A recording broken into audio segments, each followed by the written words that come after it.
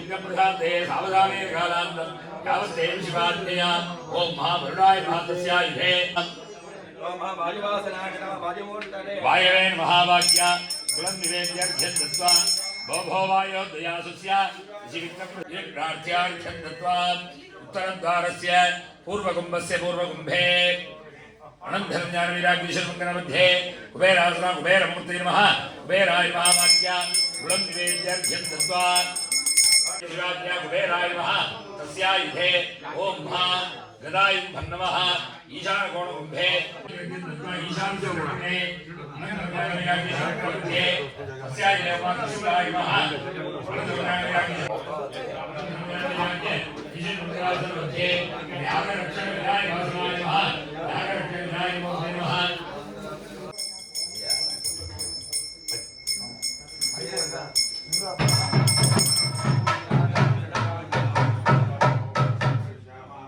प्रार्थ्या ओम देवदेव जगन्नाथ जगदानंद कारण शास्त्रायाग प्रवर्तोहम अनुज्ञा धातु मरिहसि समर्प्या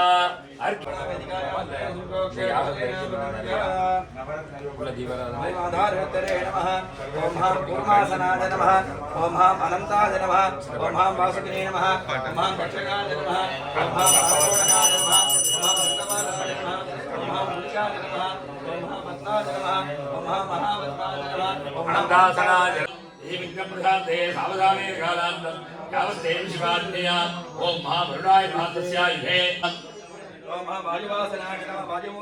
वायवे महावाक्या कुलं निवेद्यार्घ्यं दत्त्वा भो भो वायोदयासुस्य विघ्नप्रार्थ्यार्घ्यं दत्त्वा उत्तरद्वारस्य पूर्वकुम्भस्य पूर्वकुम्भे अनन्तरं ज्ञानवीराग्निशर्मङ्गलमध्ये कुबेरासना कुबेरमूर्तये नमः कुबेराय महावाक्या कुलं निवेद्यार्घ्यं दत्त्वा शिवाज्ञा कुबेराय नमः तस्यायुधे ॐ महा गदायुं भन्नमः ईशानकोणकुम्भे ईशानकोणे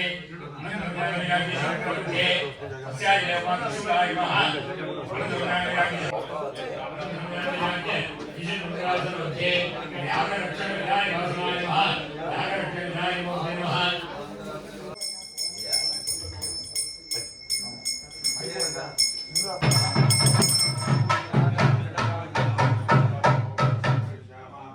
प्रार्थ्या ओम देवदेव जगन्नाथ जगदानंद कारण शास्त्रायाग प्रवर्तोहम अनुज्ञा धातु मरिहसि समर्प्या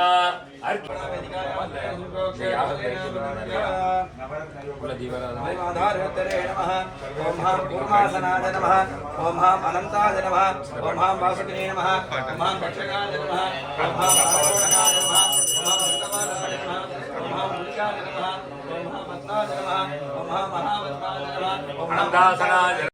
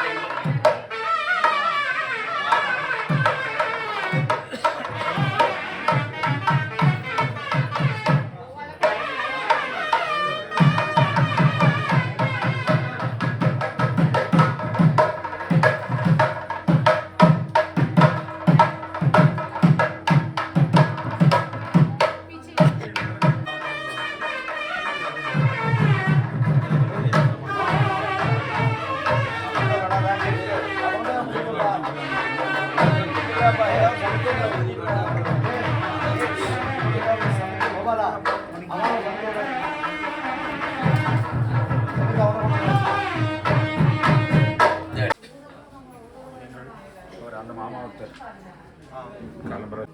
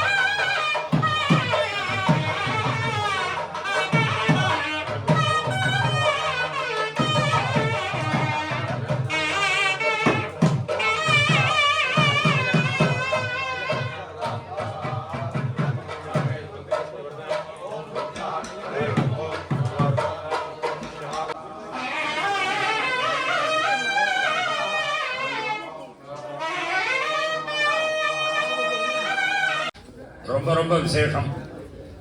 இந்த ரித்துவுக்கு பேரு ஹேமந்த ரித்து அப்படின்னு பேரு. ஹேமந்த ரித்து பின்னாடி கலசம் மீதம் இருக்கக்கூடிய 5 ரித்துக்களிலும் வைத்து ரொம்ப ரொம்ப ரொம்ப விசேஷமான ஒரு ரித்து. வழிபாடுக்கு உகந்த ரித்து இந்த ஹேமந்த ரித்து. சூரிய உதயம் ஆகிறதுக்கு முன்னாடியே எல்லா கோவில்கள்லையும் உஷக்கால பூஜை தீபாராதனைன்னு பண்ணிடுவா. வழிபாட்டுக்கு ரொம்ப உகந்த மாதமாக இருக்கிறதுனாலேயே நம்மளுடைய ஹரிஹரபுத்திர சுவாமிக்கு இந்த ஹேமந்த ரித்து ரொம்ப விசேஷமானது. அதில் வரக்கூடிய உத்தர நட்சத்திரம் மகாஜோதி தரிசனமாக விளங்குறது. நம்மளுடைய சுவாமி இங்க புனர்பூச நட்சத்திரமாக உதிச்சிருக்கார்.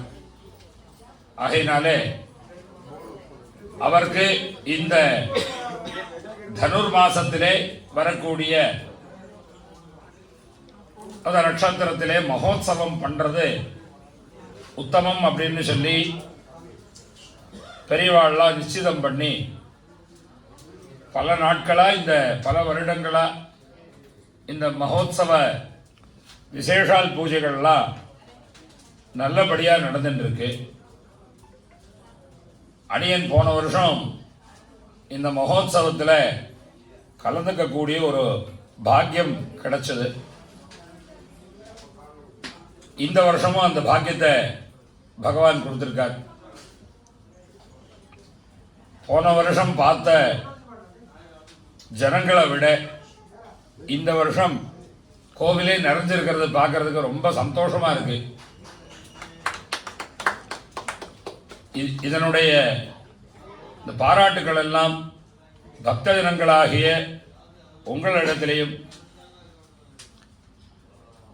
இந்த கைங்கரியத்தை இன்னும் ஸ்ரத்தையா ஆத்மார்த்தமா இன்னும் நன்னா பண்ணணும் அப்படின்னு தூர தேசத்திலிருந்து இங்கே வந்து நம்மளுடைய தாய் தேசத்துக்கு வந்து இவ்வளோ ஆத்மார்த்தமாக நாம் பண்ணிட்டு இருக்கிறதுக்கு பகவான் என்னன்னைக்கும் நமக்கு நல்ல அனுகிரகங்களை எல்லாம் தரணும் அப்படிங்கிறத இந்த வேதிகையில் பிரார்த்தனை பண்ணிக்கிறேன். பூர்ணா புஷ்கலாம்பா சமேத ஹரிஹரபுத்திர சுவாமி நம்மளுடைய மனசில் இருக்கக்கூடிய பிரார்த்தனைகளை ஆத்மார்த்தமாக எடுத்து சொன்னோம் அப்படின்னாக்கா அதற்குண்டான சகல அனுகிரகத்தையும் நமக்கு தருவார். அதுக்கு ஒன்றே ஒன்று மாத்திரம்தான் தேவை, விஸ்வாசம். ஸ்ரத்தா பக்தி அப்படின்னு பேர், அதுக்கு பேர் நம்பிக்கைன்னு சொல்லுவோம் தமிழில். விஸ்வாசம் அப்படின்னு பேர்.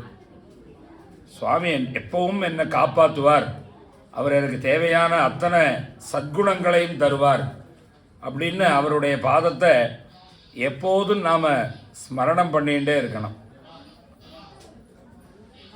நாம் எத்தனையோ விஷயங்களுக்கு ஆராய்ச்சி பண்ணி பதில் கிடச்சிடுறது இல்லையா? ஆனால் பதில் தெரியாத கேள்விகள்னு நிறைய இருக்குது. அதுக்கு பதிலே சொல்லவே முடியாது யாராலையும். நிறைய கேள்விகளுக்கு பதில் சொல்லவே ரொம்ப கஷ்டமாக இருக்கும். அதையெல்லாம் நாம் சிந்திச்சு பார்க்கணும். இந்த ஜென்மா நமக்கு பகவான் கொடுத்துருக்கார் அப்படின்னாக்கா எதுக்காக கொடுத்துருக்கார் அப்படிங்கிறத நாம் எல்லாருமே சிந்திச்சு பார்க்கணும். ஒரு கர்மா நம்ம அவசிஷ்டம் வச்சிருக்கிறதுனாலே அந்த கர்மா பூர்த்தி ஆகிறதுக்காகத்தான் நமக்கு பகவான் இந்த ஜென்மத்தை நமக்கு கொடுத்துருக்கார். நம்ம ஏதாவது ஒரு கர்மா நாம் பூர்த்தி பண்ணாமல் இருந்திருப்போம். ஆகையினாலே நம்ம நம்மளுடைய ஸ்வகுல ஆச்சார அனுஷ்டான தர்ம மார்க்கத்தை நாம் பின்பற்றி வந்து அந்த கர்மாவையெல்லாம் நாம் பூர்த்தி பண்ணினோம் அப்படின்னாலே பகவத் பாதத்தை நாம் நிச்சயம் அடைஞ்சிடுவோம். அதற்காக நம்ம பெரியவாள்லாம் என்ன பண்ணியிருக்கான்னாக்கா, கிராமத்தில் எல்லாம் கோவில் கட்டி வச்சிருக்கா. கோவில்ங்கிறது எதற்கு? எல்லாரும் சொல்கிறது சுவாமி கும்பிடுறதுக்கு. சுவாமி கும்பிடுறதுக்கு கோவில். இந்த கும்பிடுறதுனுடைய பிரயோஜனம் என்ன? எத்தனையோ ஜென்மா எடுத்து நான் பிறந்திருக்கேன், இப்போ மனுஷ ஜென்மாவில் இருக்கேன். நான் இந்த ஜென்மாவிலிருந்து எனக்கு சத்கதி கிடைக்கணும் அப்படிங்கிறத விசரணம் பண்ணுறதுக்கு, ஞாபகப்படுத்திகிட்டே இருக்கிறதுக்காகவும், நமக்கு மேலே எப்போதும் ஒருத்தன் இருக்கான். நமக்கு எல்லாத்துக்கும் சில நேரம் சில அகங்காரங்கள்லாம் வந்துடும், நம்மளை அறியாமலே நம்மளுடைய மனதில் வந்துடும். அந்த 6 கர்மாக்களும் 6 விதமான ஊர்மிகள், அதை எப்போதும் நம்மளை விடாத வருடிகிட்டே இருக்கும். அந்த 6 ஊர்மிகள் காமம், குரோதம், லோபம், மோகம், மதம், மாத்சரியம். இந்த பூலோகத்தில் பிறந்திருக்கக்கூடிய அனைத்து ஜீவாத்மாக்களும் மனுஷாக்களும் இந்த 6ல் ஒன்று டச் பண்ணாமல் கூட, தொட்டு பார்க்காம கூட அந்த பக்கம் இந்த பக்கம் நம்மளால் போக முடியாது. காமம், ஆசை, ஆசைப்படாமல் ஆர்வம் இருக்கோமா? சுவாமியினுடைய பாதத்தில் போய் நான் சேரணும் அப்படிங்கிறது கூட ஒரு வகையான ஆசை தான். ஆசை. குரோதம், தீதமான கோபம், தொட்டதுக்கெல்லாம் கோவிச்சுட்டே இருக்கிறது, பயங்கரமாக சத்தம் போடுறது, இதெல்லாம் சத்குணத்துக்கு உண்டான அடையாளங்கள் கிடையாது. லோபம், தாழ்வு மனப்பான்மை, அவனை விட நான் ரொம்ப குறைஞ்சு போயிட்டேனே, நான் இப்படி இருக்கேனே அப்படின்னு சொல்லி தன்னைத்தானே கீழே தாழ்த்திக்கிறது. தான் எடுத்தது தான், தன்னுடைய பேச்சை தான் ஜெயிக்கணும், தான் சொல்கிறது தான் நடக்கணும், தனக்கு மேலே யாரும் இருக்கக்கூடாது அப்படிங்கிற அந்த நிலை. மாத்சரியம், எல்லாத்துக்கும் போட்டி, எதை எடுத்தாலும் வரையா பார்த்துடலாமா, உன்னை விட நான் எவ்வளோ வசதி தெரியுமா அப்படின்னு வீண் வம்பு சண்டைக்கு போகிறது. தான் ஒரு 100 ரூபா யாருக்காவது தானம் பண்ணியிருந்தால் அது ஒரு 50 தடவையாவது சொல்லி காமிக்கணும். நேற்றுக்கு கண்ணு தெரியாத ஒருத்தர் வந்தார், 250 ரூபா கொடுத்தேன் நான் அப்படின்னு. அது தேவையே இருக்காது, சொல்ல வேண்டிய அவசியமே இருக்காது. சொல்லி கொடுத்துட்டு அது சொல்லப்படாது. ஏசி இடலில் இடாமை நன்று அப்படின்னு ஔவையார் சொல்லியிருக்கார். ஒருத்தர் சாதம் போடும் பொழுது அவரை திட்டிலே சாதம் போடக்கூடாது, கொடுத்ததை சொல்லி காமிக்கப்படாது. இந்த 6 வகையான ஊர்மைகளில் நாம் ஏதாவது ஒன்றை தாண்டி வந்திருப்போம். அது நமக்கே தெரியாது. அப்படி இருக்கக்கூடிய இந்த அவஸ்தைகள் எல்லாம் நமக்கு மாறணும். இதிலிருந்து அஹிம்சா, இந்திரிய நிகிரகம், க்ஷமா, தானம், ஞானம், தபம், சத்தியம், பாவரூபம், இந்த மாதிரியான சத்குணங்கள் நமக்கு கிடைக்கணும். அப்படிங்கிறதான் ஒவ்வொரு நேரமும் இங்கே விக்னேஸ்வர பூஜை பண்ணி புண்ணியாகவாதனம் பண்ணுறதுக்கு முன்னாடி மகா சங்கல்பத்தில் அதை ரொம்ப வலியுறுத்தி சொல்கிறோம். அஹிம்சா, யாரையும் துன்புறுத்தாமல் மனசினாலேயும் வாக்குனாலேயும் உடம்பாலேயும் யாருக்கும் கஷ்டம் கொடுக்காம யாரையும் துன்புறுத்தாமல் இருக்கிறது. இந்திரிய நிகிரக, கண், காது, மூக்கு, நாக்கு, செவி, தோல், இதனால பண்ணக்கூடிய கர்மாக்களை கட்டுப்படுத்துறது. உடம்பு பூரா டயபெட்டிக் நிறையா இருக்கும். கண்ணுக்கு முன்னாடி 2 லட்டுவை பார்த்தாச்சுன்னாக்கா ஆசை மாறிடும். இன்னொரு 2 பாயிண்ட்டு சேர்த்து போட்டுக்கலாம் மருந்து, ஒரு லட்டுவை முடிச்சு விடலாம் அப்படின்னு சொல்லி நம்மளை அறியாமல் அந்த கண் அங்கே போகிறது, கண் அங்கே போகும் பொழுது நாக்கு அதை சுவைச்சு பார்க்கணுன்னு இருக்குது. எடுக்கிறத ஒரு தடவை மணந்து பார்க்கணும்னு தோன்றுறது. நெய் வாசனை எப்படி இருக்குது அப்படின்னு சொல்லி. கிருஷ்ணா ஸ்வீட்ஸில் நெய் வந்து இந்த மைசூர் பால்லாம் வந்து அப்படி தானே எல்லாம் ஒரு தடவை மணந்து பார்த்து ஆஹா என்ன மனமாக இருக்குது அப்படின்னு சொல்லி. அந்த மாதிரி நம்மளுடைய கண், காது, நாக்கு, மூக்கு, செவி, இந்த மாதிரியான புலன்களை அடக்கி வைத்தல், அதை தாண்டி போகாமல் பார்த்துக்கிறது. இந்திரிய நிகிரகம், கட்டுப்பாடு, புலன்களின் கட்டுப்பாடு. அஹிம்சா, நான் மைசூர்பா லட்டுன்னு உதாரணத்துக்கு சொல்லியிருக்கேன். வேற என்ன நிறையா இருக்குது, அதுக்கெல்லாம் நீங்கள் வேறு இடத்துல எக்ஸாம்பிள் போட்டுக்கணும். நான் இது ஒன்றை தான் சொல்லியிருக்கேன், இன்னும் அது அன்லிஸ்டடாக நிறையா இருக்கு. அடுத்ததா க்ஷமா, இது ரொம்ப ரொம்ப ரொம்ப இந்த காலத்துக்கு தேவையானது. பொறுமை, யாருக்குமே பொறுமை இருக்கிறது இல்லை. ஒரு 2 நிமிஷம் பொறுமையாக இருந்தோம் அப்படின்னாலே வாழ்க்கையில் எந்த சண்டையுமே வராது. ஆனால் அந்த பொறுமை மட்டும் யாருக்குமே இருக்கிறது இல்லை. ஆக பொறுமை கொண்டு வரணும். க்ஷமா, தானம். பிராமணர்களாக பிறந்தானாக்கா 6 கர்மத்தை விடாமல் செய் அப்படின்னு நம்மளுடைய சாஸ்திரம் சொல்லின்னு இருக்கு. அந்த ஷட்கர்மாக்கள் நிறைய பேர்த்துக்கு தெரிஞ்சிருக்கும், தெரியாது. இருந்தாலும் ஒரு தடவை சொல்லிடுறேன். வேதம் ஓதுதல், ஓதுவித்தல், நாம் படிச்சுக்கணும், மற்றவாளுக்கு சொல்லிக் கொடுக்கணும். யாகம் செய்தல், செய்வித்தல், அவளுக்கு உண்டான நித்தியகர்மாக்களுக்கு உண்டான ஹோமங்களை பண்ணிக்கணும். மற்றவா வந்து எங்கள் வீட்டில் கணபதி ஹோமம் பண்ணி கொடுங்கோ அப்படின்னு கேட்டதுனாக்கா போய் பண்ணி கொடுக்கணும். தானம், கொடுத்தல், வாங்கல், ஸ்ராத்தம், இந்த மாதிரி கர்மாக்கள்லாம் வரத்த தானம் நாம் கொடுக்கணும். மற்றவா கொடுக்கக்கூடிய தானத்தை 2 கையை நீட்டி நாம் வாங்கிக்கணும். இது பிராமணாளாக பிறந்திருக்கக்கூடியவாளுக்கு உண்டான ஷட்கர்ம விதி. அப்படி தானம் நாம் கொடுக்கணும்.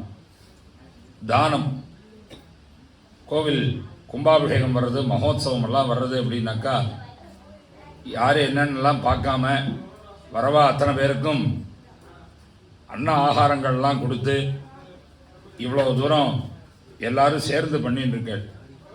இதுக்கெல்லாம் நிறையா தானங்கள் கொடுத்தா தான் இந்த மாதிரியான சத்கர்மாக்கள்லாம் பண்ண முடியும். உலகத்திலே போர்னு சொல்லக்கூடியது ஒரே ஒரு வார்த்தை எதுக்கு இருக்குது அப்படின்னாக்கா அன்னத்துக்கு மட்டும்தான் இருக்குது. ஒரு அளவுக்கு மேலே சாப்பிட முடியாது. காசு பணமெல்லாம் பொட்டி பொட்டியாக எத்தனை கொடுத்தாலும் இன்னும் 4 வாங்கி வச்சுக்கணும் தான் தோணும். சாப்பாடு ஒன்று மட்டும்தான் எனக்கு போரும் அப்படின்னு கையை காட்டி நிறுத்த தோணும். உன்னதமான அந்த அன்னத்தை தானமாக கொடுக்கறது தானம். அதுக்கு தேவையான காசு பணங்கள், தன சம்பத்துகளை தானமாக கொடுக்கறது. இதெல்லாம் கேட்டிருந்து நீங்கள்லாம் நாளைக்கு நிறைய தானங்கள் பண்ணணும். இதுக்காக தானம். ஞானம். ஞானம் அப்படின்னாக்கா சுத்தமான அறிவு. அதுக்கு 3 விஷயம் உண்டு. நான் என்ன பண்ணின்னு இருக்கேன், அடுத்தது என்ன பண்ணியிருக்கேன், என்ன பண்ணின்னு இருக்கேன், அடுத்தது என்ன பண்ண போகிறேன். இது வரைக்கும் நான் தப்பு பண்ணியிருக்கேனா, அப்படி பண்ணியிருந்தாக்கா அந்த தப்பு இப்போ பண்ணிட்டு இருக்கேனா, இனி மேற்கொண்டு அந்த தப்பை பண்ணாமல் இருக்கிறதுக்கு என்ன வழி. இப்படி 3 வகையாக ஞானத்தை பிரித்து சிந்தித்தோம் அப்படின்னாக்கா நாம் தவறு பண்ணுறதையே நம்ம வராமல் பார்த்துக்கலாம்.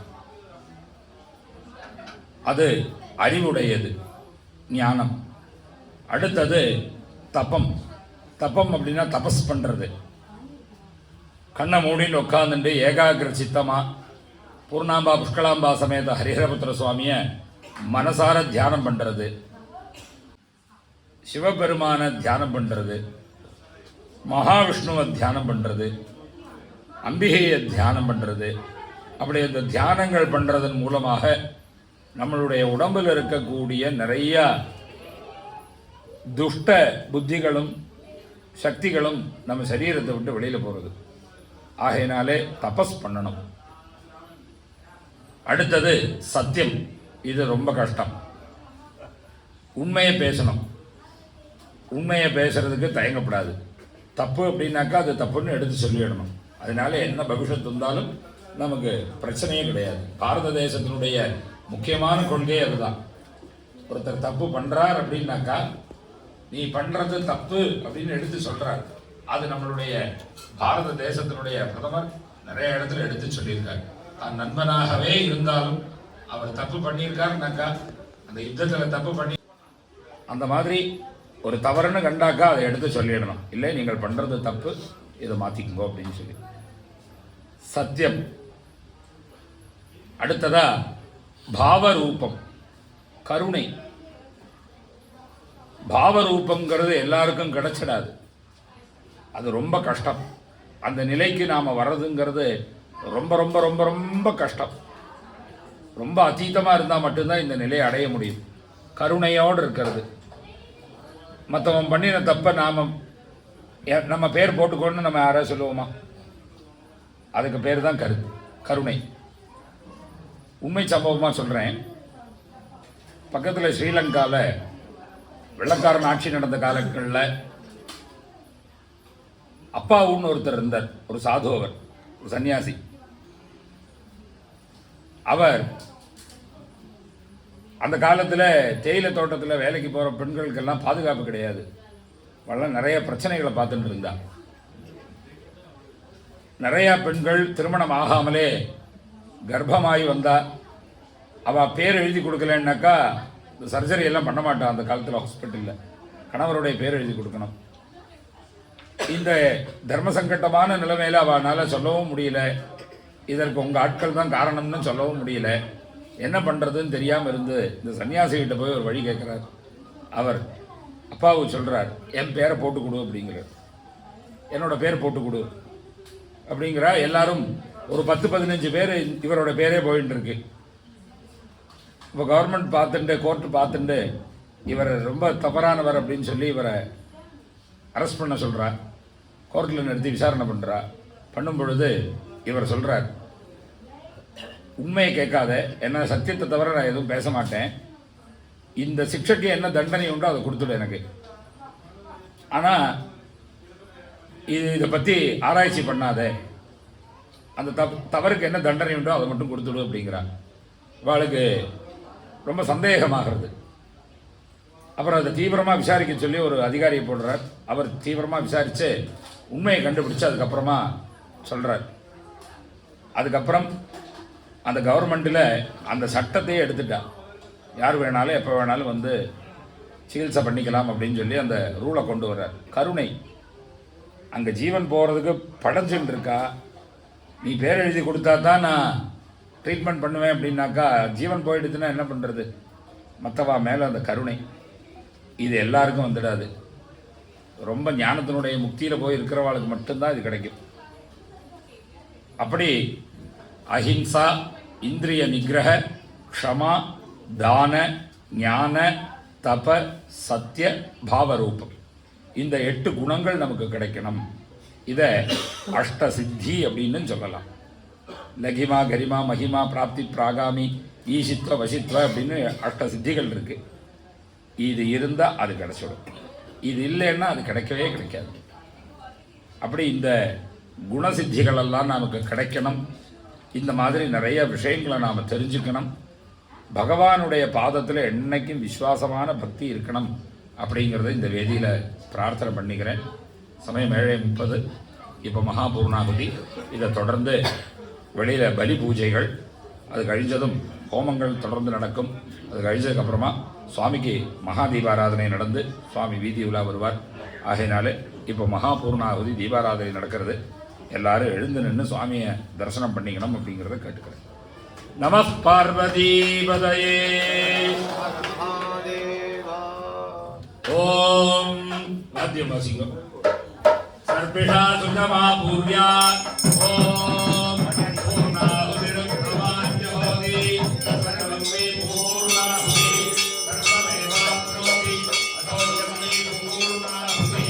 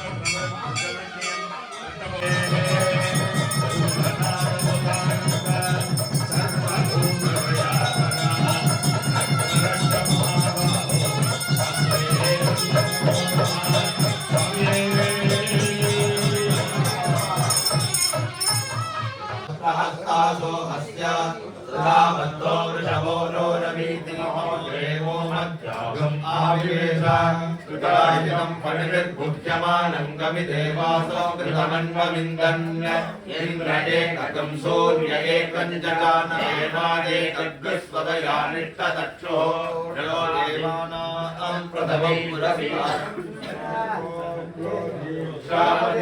जयति तपाहं प्रजलन्ति सप्तये लक्ष्म्याः प्राणाः प्राणाधीशा प्राणेव प्राणाधीशा वन्दे ओम नामति उत्तमायोनि सर्वं वै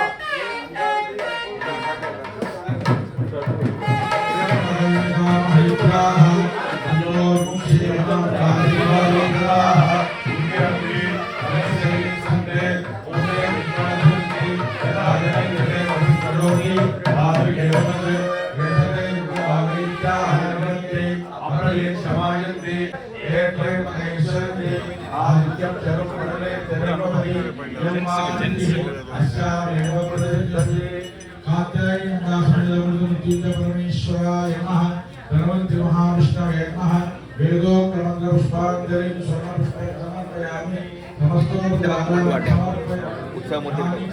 पापानि धर्मान्तरकृतानि आनि दर्शन्ति प्रदक्षिणपदे कृष्णपापनाशाय अभीष्टपदे प्रसीद परमेश्वर मृत्युंजयाय रुद्राय